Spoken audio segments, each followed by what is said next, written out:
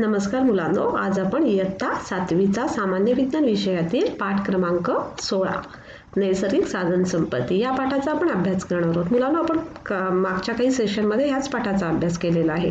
आपण मागच्या भागामध्ये काय पाहिलं तर भूगर्भातील नैसर्गिक संपत्ती म्हणजे भूगर्भातील साधन संपत्तीमध्ये खनिज आणि धातुके यांच्याबद्दल आपण माहिती पाहिली. आजच्या भागामध्ये आपण काय पाहणार आहोत तर भूगर्भातील साधन संपत्तीमधीलच आपण जे खनिज तेल आहे, खनिज तेल जे इंधन आहेत म्हणजे कुठली कुठली इंधनं आहेत जसे की खनिज तेल, दगडी कोळसा आणि खनिज तेल, दगडी कोळसा आणि नैसर्गिक वायू यांच्याबद्दल आपण आता माहिती घेणार आहोत. मुलांनो, मला सांगा तुम्ही इंधन म्हणजे काय? सांगा बरं. माहिती आहे ना तुम्हाला इंधन म्हणजे काय? तर इंधनाला इंग्लिशमध्ये काय म्हणतात? फ्युएल. मग इंधन म्हणजे काय तर दैनंदिन वापरामध्ये ऊर्जा निर्मितीसाठी विविध पदार्थ वापरले जातात, है ना. अशा पदार्थांना काय म्हणतात तर इंधने असे म्हणतात. ही इंधने स्थायू, द्रव या अवस्थांमध्ये आढळून येतात. कळलं? तर इंधन म्हणजे काय तर आपल्याला दैनंदिन वापरामध्ये ऊर्जा निर्मितीसाठी विविध पदार्थ वापरले जातात. त्या पदार्थांना काय म्हणतात तर इंधन असे म्हणतात. ही इंधने स्थायू, द्रव आणि वायू या अवस्थेमध्ये आढळून येतात. मग आपण एका तक्त्याच्या द्वारे ही इंधनं म्हणजे इंधनांचे जे काही प्रकार आहेत ते आपण एका तक्त्याच्या आधारे पाहूया. पण मुलांनो, मला याच्या अगोदर सांगा जीवाश्म म्हणजे काय? तुम्हाला माहिती आहे जीव म्हणजे काय तर सजीव सृष्टी आणि अश्म म्हणजे काय तर दगड. म्हणजे जीवाश्म म्हणजे काय तर सजीवांचे दगडात झालेले रूपांतर म्हणजे जीवाश्म इंधने. मग ही जीवाश्म इंधने आहेत. मग ही जीवाश्म इंधने कुठल्या स्वरूपात सापडतात आपल्याला तर स्थायू रूप, द्रवरूप आणि वायुरूप अवस्थेमध्ये सापडतात. तर स्थायू रूप अवस्थेमध्ये आपल्याला दगडी कोळसा हे इंधन सापडतं. कुठलं तर दगडी कोळसा. आणि द्रवरूप म्हणजे अवस्थेमध्ये कुठलं इंधन असतं तर खनिज तेल. आणि वायुरूप अवस्थेमध्ये कुठलं खनिज असतं तर नैसर्गिक वायू. आपण मुलांना आजच्या भागामध्ये स्थायूरूप अवस्थेतील जे इंधन आहे दगडी कोळसा याच्याबद्दल आपण आज माहिती घेणार आहोत. हे बघा, दगडी कोळसाचे 4 प्रकार पडतात. पीठ, बिटुमिनस, लिग्नाइट आणि एथ्रोसाइट. काय तर पीठ, बिटुमिनस, लिग्नाइट आणि एन्थ्रासाइट. आणि खनिज तेलामध्ये काय काय येतं तर पेट्रोल, डिझेल, केरोसिन, नॅफ्ता. आणि वायुरूप इंधनामध्ये काय येतं तर नैसर्गिक वायू जसे की ब्युटेन, प्रोपेन, इथेन, मिथेन. कळलं? हे जीवाश्म इंधने आहेत. आपण आजच्या भागामध्ये दगडी कोळसा या इंधनाचा आपण अभ्यास करणार आहोत. दगडी कोळशाचे उपयोग काय, दगडी कोळसा कुठे मिळतो, त्याचे प्रकार कुठले आहेत हे आपण आजच्या भागामध्ये पाहणार आहोत. मुलांनो, आता दगडी कोळसा दगडी कोळशाला काय म्हणतात तर कोल म्हणतात इंग्लिशमध्ये. तर तुम्हाला माहिती आहे का दगडी कोळसा कसा निर्माण झाला तर लाखो वर्षापूर्वी नैसर्गिक घडामोडीमुळे काय झालं तर जंगले जमिनीमध्ये गाडली गेली. कळलं? काही नैसर्गिक घडामोडीमुळे म्हणजे असे जंगलं काय झाली तर जमिनीमध्ये गाडली गेली. मग त्याच्यावर काय झालं तर मातीचा थर जमा होत गेले. ती जंगलं जमिनीमध्ये गाडली गेली आणि मग त्यांच्यावर काय झालं तर मातीचा थर जमा होत गेले. आणि वरून मग त्याच्यामुळे काय झालं प्रचंड दाब निर्माण झाला. वरून प्रचंड दाब व पृथ्वीच्या पोटातील उष्णता यांचा परिणाम होऊन काय झालं तर गाडल्या गेलेल्या वनस्पतींचे रूपांतर कशामध्ये झाले हळूहळू इंधनात झाले. आणि त्या वनस्पतीच्या अवशेषांपासून दगडी कोळसा तयार झाला. त्यामुळे कोळशाला काय म्हणतात तर जीवाश्म इंधन. मी म्हटलं मगाशी जीव म्हणजे सजीव सृष्टी आणि अश्म म्हणजे दगड म्हणजे सजीव सृष्टीचे रूपांतर दगडामध्ये होणे त्यालाच काय म्हणतात तर जीवाश्म इंधन असे म्हणतात म्हणजे फॉसिल फ्युएल असे म्हणतात. कळलं तुम्हाला? दगडी कोळशाची निर्मिती कशी होते तर लाखो वर्षापूर्वी नैसर्गिक घडामोडीमुळे काय होतं तर जंगले जमिनीमध्ये गाडली जातात. आणि त्याच्यानंतर वरती काय होतं मग खूप मातीचे थर जमा होतात. मग वरून पुष्कळ दाब पडतो आणि मग पृथ्वीच्या पोटातील उष्णता यांचा परिणाम होऊन गाडल्या गेलेल्या वनस्पतीचे रूपांतर हळूहळू इंधनात झाले. आणि त्या वनस्पतीच्या अवशेषांपासून दगडी कोळसा तयार झाला. त्यामुळे दगडी कोळशाला काय म्हणतात तर जीवाश्म इंधन असे म्हणतात. जीवाश्म इंधन म्हणजे जीव म्हणजे सजीव सृष्टी, अश्म म्हणजे दगड, म्हणजे काय तर सजीवांचे दगडात झालेले रूपांतर, त्याला फॉसिल फ्युएल असे पण म्हणतात. कळलं ना? दगडी कोळसा कसा तयार झाला? तर दगडी कोळसा हा खाणीमध्ये सापडतो. काय तर दगडी कोळसा हा कुठे सापडतो? तर खाणीमध्ये सापडतो. पीठ, लिग्नाइट, बिटुमिनस कोल, पीठ, लिग्नाइट, त्याला ब्राऊन कोल पण म्हणतात, बिटुमिनस कोल, अँथ्रासाइट हे दगडी कोळशाचे प्रकार आहेत. मुलांनो, किती प्रकार आहेत दगडी कोळशाचे सांगा बरं? किती प्रकार आहेत? तर पीठ, लिग्नाइट आणि कुठला बिटुमिनस कोल, अँथ्रासाइट हे दगडी कोळशाचे प्रकार आहेत. अँथ्रासाइट हा उच्च प्रतीचा कोळसा आहे. कुठला? तर अँथ्रासाइट हा उच्च प्रतीचा कोळसा आहे. हे सगळं लक्षात ठेवा तुम्ही. 4 प्रकार आहेत दगडी कोळशाचे. कुठले? तर बिटुमिनस कोल, लिग्नाइट, पीठ आणि अँथ्रासाइट. कळलं? अँथ्रासाइट हा उच्च प्रतीचा कोळसा आहे. दगडी कोळसा हा एक प्रकारे कार्बनचा साठा असून त्यापासून औष्णिक ऊर्जा मिळवण्यासाठी तो जाळला जातो, म्हणजे वीज निर्मितीसाठी त्याचा उपयोग केला जातो. कळलं? दगडी कोळसा एक काय आहे? तर एक कार्बनचा साठा असून त्यापासून औष्णिक ऊर्जा मिळवण्यासाठी तो जाळला जातो. औष्णिक वीज निर्मिती केंद्रांमध्ये दगडी कोळसा इंधन म्हणून वापरतात. तसेच त्याचा उपयोग बॉयलर्स व रेल्वे इंजिन चालवण्यासाठीही केला जातो. दगडी कोळशाचा उपयोग कुठे कुठे केला जातो? तर औष्णिक वीज निर्मिती करण्यासाठी वीज निर्मिती केंद्रांमध्ये दगडी कोळसा इंधन म्हणून वापरतात. कळलं? तर दगडी कोळसा हा एक प्रकारचे काय आहे? तर कार्बनचा साठा असून त्यापासून औष्णिक ऊर्जा मिळवण्यासाठी तो जाळला जातो. कळलं? मग औष्णिक वीज निर्मिती केंद्रांमध्ये दगडी कोळसा इंधन म्हणून वापरला जातो. तसेच त्याचा उपयोग कुठे केला जातो? तर रेल्वे इंजिन चालवण्यासाठी सुद्धा. पाहिजे ना, पहिली इंजिन कोळशावर चालवायचे. पूर्वीचे जेव्हा ट्रेन असायच्या, रेल्वे असायच्या, ह्या कशावर चालायच्या? तर कोळशावर चालायच्या. मग ह्या कशावर चालायच्या? तर दगडी कोळसा त्याच्यासाठी उपयोगी पडायचा. अजून कोळशाचा उपयोग काय? तर बॉयलर्समध्ये सुद्धा चालवण्यासाठी हे केला जातो. दगडी कोळशाचा उपयोग माहिती आहे का मुलांना? स्वयंपाकासाठी सुद्धा होतो. पुन्हा विटांचा कारखाना पाहिला ना? विटा, आपल्याला ज्या घर बांधणीसाठी ज्या विटा बनवतात त्याचा विटभट्टीचा कारखाना असतो. मग तिथे त्या विटा भाजण्यासाठी सुद्धा विटा ही भाजल्या जातात ना. कच्च्या विटा काय आपण घराला वापरत नाहीत. तर त्या विटा विटभट्टीमध्ये ज्या विटा भाजतात त्याच्यासाठी पण दगडी कोळशाचा उपयोग होतो. औद्योगिक विकासामध्ये दगडी कोळसा हा ऊर्जा साधनांचा महत्त्वाचा योगदान आहे. काय? तर औद्योगिक विकासामध्ये दगडी कोळसा या ऊर्जा साधनाचे महत्त्वाचे योगदान आहे. दगडी कोळशापासून प्रोड्युसर गॅस व वॉटर गॅस या वायुरूप इंधनांची सुद्धा निर्मिती केली जाते. का? तर दगडी कोळशापासून प्रोड्युसर गॅस व वॉटर गॅस या वायुरूप इंधनांची सुद्धा निर्मिती केली जाते. कळलं तुम्हाला? मग दगडी कोळशाचा उपयोग कुठे कुठे केला जातो? तर स्वयंपाकासाठी उपयोग केला जातो. औष्णिक वीज निर्मिती करण्यासाठी दगडी कोळसा इंधन म्हणून वापरला जातो. पुन्हा रेल्वे इंजिन चालवण्यासाठी, बॉयलर व रेल्वे इंजिन चालवण्यासाठी सुद्धा दगडी कोळशाचा वापर केला जातो. दगडी कोळशाचा वापर विटभट्ट्यांमध्ये मोठ्या प्रमाणात केला जातो. स्वयंपाकासाठी केला जातो. पुन्हा प्रोड्युसर गॅस, वॉटर गॅस या वायुरूप इंधनांच्या निर्मितीसाठी सुद्धा दगडी कोळशाचा वापर केला जातो. दगडी कोळसा या ऊर्जा साधन म्हणजे औद्योगिक विकासामध्ये याला फार मोठं योगदान आहे. ऊर्जा साधनाचे फार मोठे योगदान आहे. कळलं? मग दगडी कोळसा आणि दगडी कोळसा जीवाश्म इंधन असे म्हणतात. समजलं ना? दगडी कोळसा आणि दगडी कोळसाचे 4 प्रकार आहेत. कुठले? तर पीठ, लिग्नाइट, बिटुमिनस आणि कुठला? अँथ्रासाइट. अँथ्रासाइट हा उच्च प्रतीचा कोळसा म्हणजे दगडी कोळसा आहे.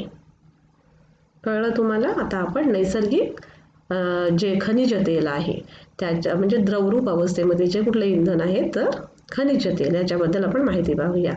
तर मुलांनो, ही बघा, ही जी आकृती दिसते तुम्हाला, दिसते की नाही? खनिज तेल व वायूंची निर्मिती कशी झाली असेल हे त्या तुमच्या ह्या आकृतीवरून तुम्हाला समजेल. बघा, आता ह्याच्यामध्ये काय झालं? हे समुद्रामध्ये जे हे असतात प्राणी म्हणजे हे बघा, हे मासे, हे ऑक्टोपस म्हणजे माकुळ म्हणतात ना त्याला, हे समुद्र घोडे, हे वेगवेगळे जे स्टारफिश आहेत, हे जी समुद्रामध्ये जी हे सगळे आहेत म्हणजे प्राणी आहेत, हे मासे वगैरे, हे काय झालं लाखो वर्षापूर्वी ते हे नंतर जेव्हा मरतात मरतात ना.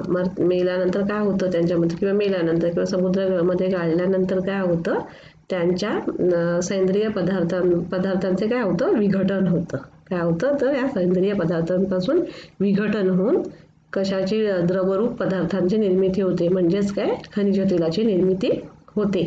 आणि मग ह्या तिसऱ्या आकृतीमध्ये काय दिसते तुम्हाला, तर या तिसऱ्या आकृतीमध्ये खनिज तेल कसं काढलं जातं, तर खनिज तेल विहिरीद्वारे काढलं जातं. विहिरीतून कसं काढलं जातं, तर या समुद्रातून कसं काढलं जातं, तर हे विहिरीतून काढलं जातं. हे आपण आता खनिज तेल म्हणजे कसं निर्माण होतं, ते कसं काढलं जातं, खनिज तेल म्हणजे काय, त्याचा उपयोग काय, हे आपण आता सविस्तररित्या आपण आता पाहूया. मुलांना माहिती आहे का तुम्हाला, तर खनिज तेलाला काय म्हणतात, तर मिनरल ऑइल म्हणतात. काय म्हणतात, तर मिनरल ऑइल म्हणतात. जमिनीखाली गाडल्या गेलेल्या सेंद्रिय पदार्थांच्या विघटन क्रियेतून तयार झालेले द्रवरूप इंधन म्हणजे खनिज तेल. मी तुम्हाला म्हटलं ना की जे मासे, जे ऑक्टोपस, जे समुद्री घोडे, हे काय होतात, हे जमिनीमध्ये गाडले जातात. कळलं, काय जातात, जमिनीमध्ये गाडल्या गेल्यामुळे काय जातं, तर त्या सेंद्रिय पदार्थांच्या नंतर विघटन होते आणि या विघटन क्रियेतून तयार झालेले द्रवरूप इंधन म्हणजेच खनिज तेल होय. कळलं, जमिनीखाली गाडल्या गेलेल्या सेंद्रिय पदार्थांच्या विघटन क्रियेतून तयार झालेले द्रवरूप इंधन म्हणजे खनिज तेल म्हणजे मिनरल ऑइल. लाखो वर्षापूर्वी समुद्रजीव मृत झाल्यावर ते समुद्राच्या तळाशी गेले. काय होतं, तर समुद्रामध्ये जे काही समुद्रजीव असतात, जसे मासे, जसे समुद्रघोडे, स्टारफिश, ऑक्टोपस, हे काय झाले, मृत झाल्यावर ते समुद्राच्या तळाशी गेले. त्यांच्यावर माती, वाळू हे थर जमा झाले. कळलं, त्यामुळे जास्त दाब आणि उष्णता यामुळे या मृत जीवांच्या अवशेषांचे खनिज तेलात रूपांतर झाले. काय झालं, तर लाखो वर्षापूर्वी अनेक समुद्रजीव हे मृत पावले. मग ते काय झालं, तर त्यांच्यावर आणि नंतर मग वाळू, त्यांच्यावर पूर्ण वाळूचा थर बसला आणि त्या वाळूच्या थरामुळे काय झालं, तो दाब आणि आतील उष्णता यांच्यामुळे काय झालं, तर या मृत जीवांच्या अवशेषांचे खनिज तेलामध्ये रूपांतर झाले. अशा प्रकारे खनिज तेलाची निर्मिती होते. आता खनिज तेल हे भूगर्भातून कसे काढले जाते मुलांनो, मी मगाशी दाखवले ना तुम्हाला जी आकृती, त्या आकृतीमधून कसे काढले जाते, तर त्या विहिरीद्वारा काढले जाते. कशातून, तर विहिरीद्वारा काढले जाते. खनिज तेल हे प्रामुख्याने पंकाश्म, शेल, वालुकाश्म व चुनखडक यामध्ये भूगर्भात सुमारे 1000 ते 3000 मीटर खोलीवर सापडते. खनिज तेल कुठे सापडते, तर पंकाश्म, शेल, वालुकाश्म व चुनखडक यामध्ये भूगर्भात सुमारे 1000 ते 3000 मीटर खोलीवर सापडते. कळलं. आता खनिज तेल हे पेट्रोलियम किंवा कच्चे तेल म्हणून ओळखले जाते. खनिज तेल म्हणजे काय, आपण बोलतो, आपण खनिज तेल बोलत नाही, तर त्याला काय म्हणतो, तर कच्चे तेल किंवा पेट्रोलियम. मग हे कसं असतं, ह्याचा रंग कसा असतो माहिती आहे तुम्हाला, नाही माहित ना, मग मी सांगते तुम्हाला. तर त्याचा रंग कसा असतो, तर हिरवट तपकिरी रंगाचे असते. कशा रंगाचे असते खनिज तेल, पेट्रोलियम हे हिरवट आणि तपकिरी रंगाचे असते. पेट्रोलियम हे प्रामुख्याने हायड्रोकार्बन या प्रकारच्या अनेक संयुगांचे मिश्रण असून त्यामध्ये ऑक्सिजन, नायट्रोजन तसेच गंधकांची संयुगेही असतात. खनिज तेल किंवा कच्चं तेल हे कुठल्या रंगाचं असतं, तर हे तपकिरी आणि हिरव्या रंगाचं असतं. कळलं. आणि ते का हायड्रोकार्बन, पेट्रोलियम हे प्रामुख्याने हायड्रोकार्बन या प्रकारच्या अनेक संयुगाचे मिश्रण आहे. काय, तर हायड्रोकार्बन या प्रकारच्या अनेक संयुगांचे मिश्रण असून त्यामध्ये ऑक्सिजन, नायट्रोजन आणि गंधकाचे संयुगेही असतात. तेलविहिरींच्या माध्यमातून पेट्रोलियमचे उत्खनन करून प्रभाजी ऊर्ध्वपातनाने त्यातील अन्य घटक वेगळे केले जातात. काय केलं, तेलविहिरींच्या माध्यमातून पेट्रोलियम विहिरींद्वारा आपण तेल काढतो की समुद्रांमधून, मग तेलविहिरींच्या माध्यमातून पेट्रोलियमचे उत्खनन करून प्रभाजी ऊर्ध्वपातनाने त्यातील ऊर्ध्वपातन पद्धतीने काय करतात, तर त्यातील घटक वेगळे केले जातात. द्रवातील घटक वेगळे करण्यासाठी ऊर्ध्वपातन पद्धती वापरली जाते. हे आपण मध्ये पाहिलेलं आहे. मागच्या पाठामध्ये आपण ज्या पद्धती पाहिलेल्या आहेत, मिश्रणातील अनेक घटक वेगळे करण्यासाठी तसेच द्रवातील पदार्थ वेगळे करण्यासाठी ऊर्ध्वपातन पद्धतीचा वापर केला जातो, हे तुम्हाला माहिती आहे. मग तेलविहिरीच्या माध्यमातून पेट्रोलियमचे उत्खनन करून प्रभाजी मृदुपपातनाने त्यातील अन्य घटक वेगळे केले जातात. आता पेट्रोलियम पासून काय काय मिळतं बघा आपल्याला. पेट्रोलियम पासून विमानाचे पेट्रोल, पेट्रोल, डिझेल, केरोसिन, नॅफ्था, वंगण, डांबर हे घटक मिळतात. मग त्या आपण जे समुद्रामधून जे ऑइल काढतो, म्हणजे जे खनिज तेल काढतो त्याला पेट्रोलियम म्हणतात किंवा कच्चं तेल म्हणतात. मग त्या कच्चं तेलापासून आपण काय काय वापर मिळतं आपल्याला, तर पेट्रोल, डिझेल, केरोसिन, वंगण, डांबर, विमानाचे पेट्रोल इत्यादी घटक आपल्याला मिळतात. नॅफ्था पण मिळतो. त्याचा उपयोग आपण इंधन म्हणून, तसेच रंग, जंतुनाशके, सुगंधी द्रव्य, कृत्रिम धागे यांच्या निर्मितीमध्ये होतो. कळलं? जे आपण पेट्रोल, समुद्रामधून जे खनिज तेल मिळतं आपल्याला त्याच्यापासून आपल्याला पेट्रोल, डिझेल, केरोसिन, नॅफ्था हे घटक मिळतात आणि त्याचा वापर इंधन म्हणून तर होतोच. अजून सुद्धा रंग, जंतुनाशक, सुगंधी द्रव्य, कृत्रिम धागे यांच्या निर्मितीमध्ये सुद्धा होतो. कळलं तुम्हाला? खनिज तेल, आपण खनिज तेल कशा पद्धतीने खनिज तेल आपल्याला मिळतं, आपण ते बाहेर कसं काढतो, तर विहिरींद्वारे काढतो. कळलं? आणि ते मृदुपपातन पद्धतीने त्याच्यामध्ये काही घटक वेगळे करतात आणि त्याच्यामध्ये कोणकोणते घटक असतात, त्या आपल्याला कुठले कुठले घटक पेट्रोलियम म्हणजे कच्च्या तेलापासून मिळतात हे आपण आता पाहिलं. तर मुलांनो, आज आपण काय शिकलो, तर आपण इंधन म्हणजे काय आज काय पाहिलं आपण, तर इंधन म्हणजे काय, तर आपल्या रोजच्या म्हणजे दैनंदिन जीवनामध्ये ऊर्जा निर्मितीसाठी जे काही आपण पदार्थ वापरतो त्याला काय म्हणतात, तर इंधन म्हणतात. मग इंधन ही तीन अवस्थांमध्ये आढळतात, स्थायू, द्रव आणि वायू रूपावस्थेमध्ये.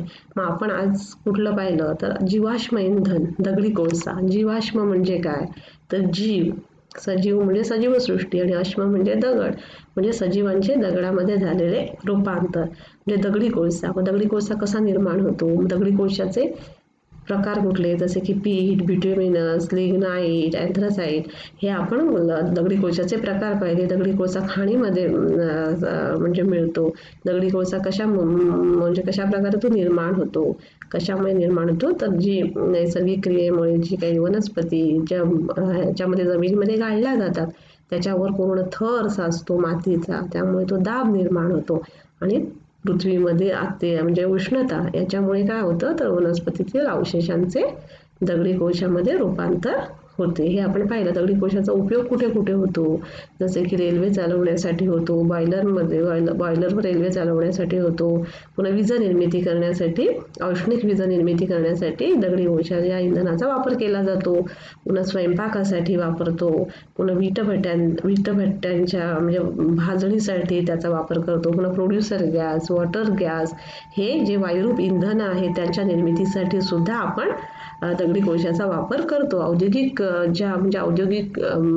ह्याच्यामध्ये क्षेत्रामध्ये दगडी कोळसा ह्या इंधनाला फार महत्त्वाचे स्थान आहे आणि फार महत्त्वाची कामगिरी म्हणजे फार महत्त्वाचा उपयोग दगडी कोळशाचा होतो. आणि आपण नैसर्गिक तेल म्हणजेच पेट्रोलियम तेल म्हणजे कच्चं तेल. हे कच्चं तेल समुद्रामध्ये कसं निर्माण होतं, तर काही वनस्पती आहे काही म्हणजे ज्या समुद्रामध्ये जे काही जीव आहेत ते काही मृत पावल्यामुळे काय होतं, त्यांच्यावर वाळूचा थर जमा होतो लाखो वर्षापूर्वी आहे आणि मग त्यांच्यामध्ये पण दाब निर्माण होतो आणि मग उष्णता आणि दाब याच्यामुळे त्यांचे विघटन होऊन, सेंद्रिय पदार्थांचे विघटन होऊन द्रवरूप तेलामध्ये रूपांतर होतं आणि म्हणजे खनिज तेल. आणि खनिज तेलला काय म्हणतात, तर पेट्रोलियम किंवा कच्चं तेल म्हणतात. हे कच्चं तेलामध्ये काय होतं, तर हे कच्चं तेल आपण कसं बाहेर काढतो, तर विहिरीद्वारे बाहेर काढतो आणि मृदुपपातन पद्धतीमध्ये त्यातील काही घटक वेगळे केले जातात. त्याच्यामध्ये कुठले घटक आपल्याला मिळतात, पेट्रोलियमपासून, जसे की पेट्रोल, केरोसिन, वंगण, नॅफ्था, डांबर, डिझेल इत्यादी आपल्याला घटक पेट्रोलियमपासून मिळतात आणि त्याचा वापर आपण इंधनासाठी होतो. पुन्हा जंतुनाशकासाठी सुद्धा याचा उपयोग केला जातो. म्हणजे आपण आज इंधने जसे की दगडी कोळसा आणि खनिज तेल याचा आपण अभ्यास आजच्या भागामध्ये केलेला आहे. धन्यवाद.